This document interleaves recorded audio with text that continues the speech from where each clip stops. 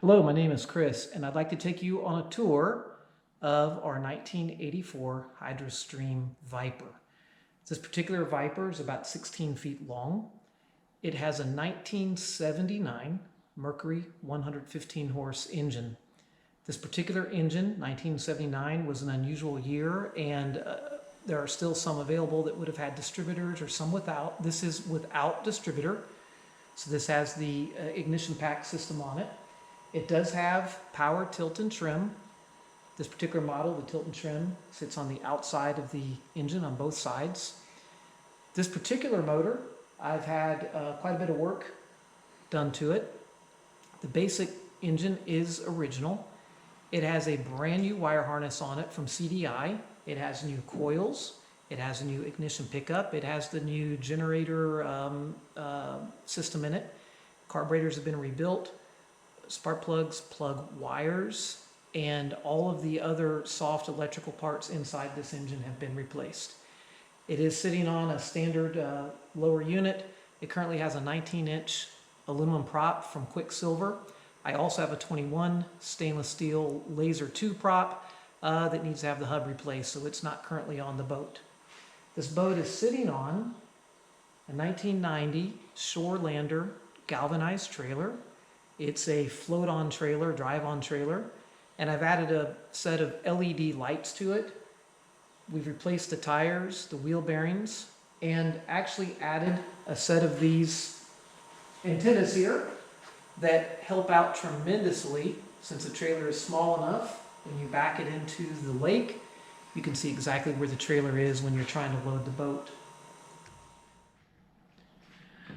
So sometimes life is stranger than fiction.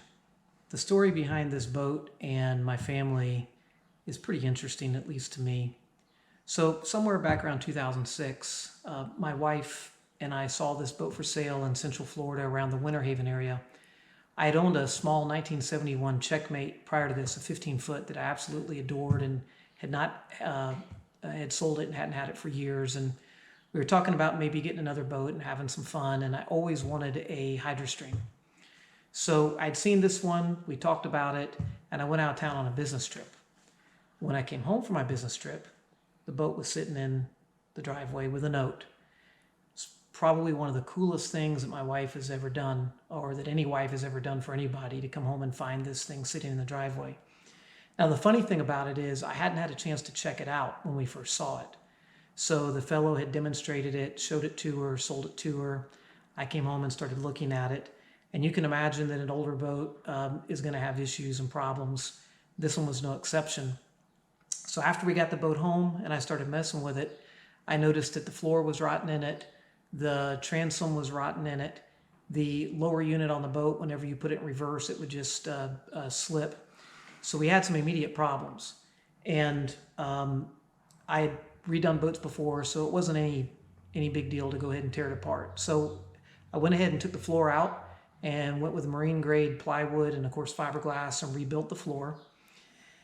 On the transom, I used something called C-cast. It's pretty fascinating material. You literally take a chainsaw and whatever else you have, and you dig the transom out complete to where it's just a fiberglass shell, and then you mix the C-cast in these large buckets. It's a maybe like a polyester type material with a 2K. It's a hardener, and you mix it up, and then you pour it into the transom and create a type of composition transom as opposed to wood.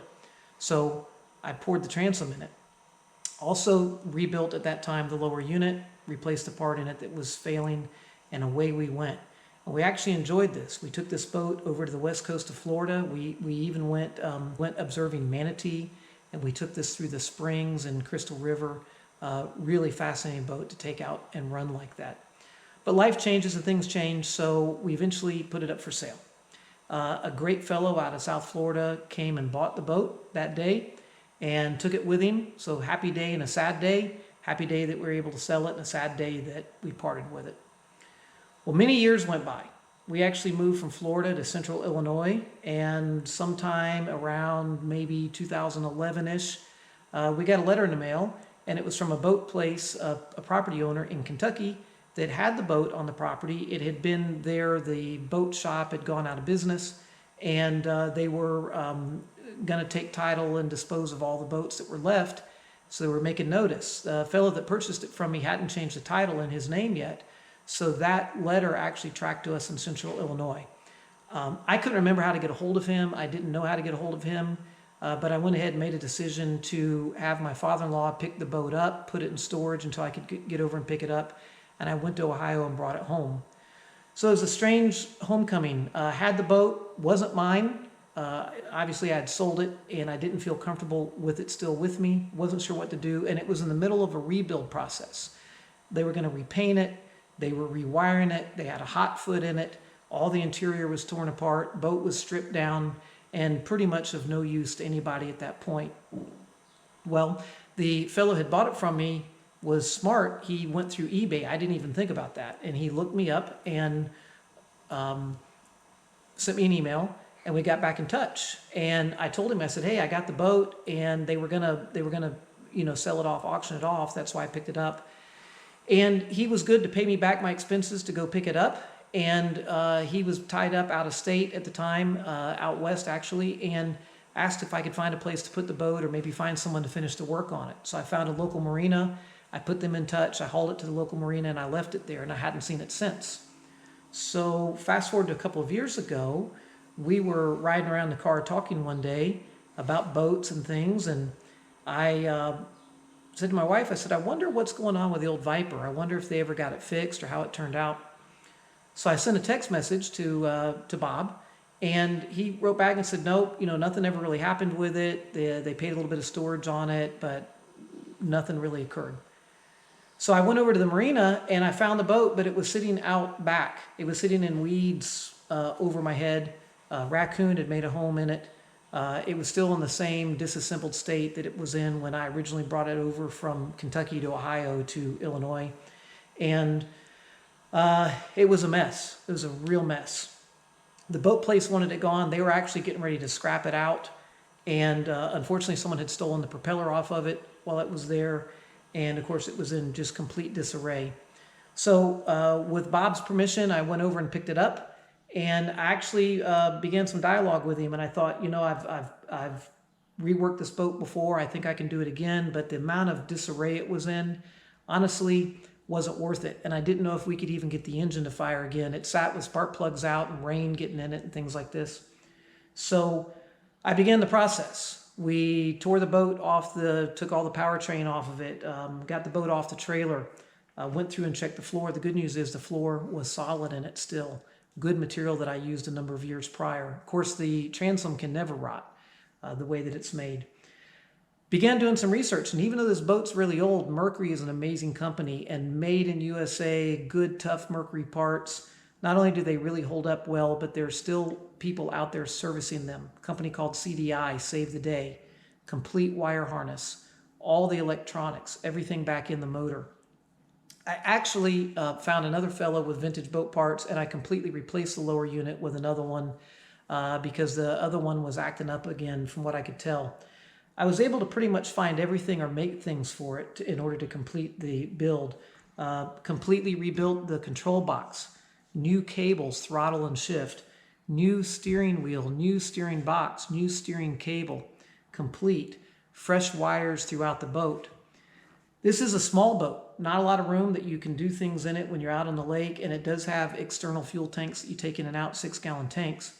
So I wanted to maximize space, and I went to an Optima battery, fiberglass to support into the nose and an Optima mount, and it now has the Optima Blue Top battery in front, and I have a battery jump system in the side of it back here because it's difficult to get under the nose and access things, so we can jump it or check battery voltage very easily out here. Power tilt and trim. It had the original power tilt and trim unit. I'd cleaned it up, gone through it. I even attempted to reseal it, and I was unable to get it to hold.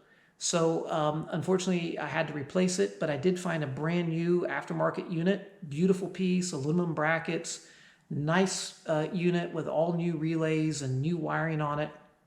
The hydraulic lines to go from it to the motor, brand new. On the motor, I found out that all this time that I had it, it had the wrong hydraulic rams. They're actually too small. So after some searching around and people with vintage parts, it took 4 different rams, to find two that were rebuildable and a new rebuild kit. I took them to a professional hydraulic shop and actually had the rams built. So the tilt and trim on this thing works like a dream now. The boat is great for going hydrosliding and spending the day on the lake, just goofing off. And one problem that you have, even though it sits incredibly low in the water, is getting in and out.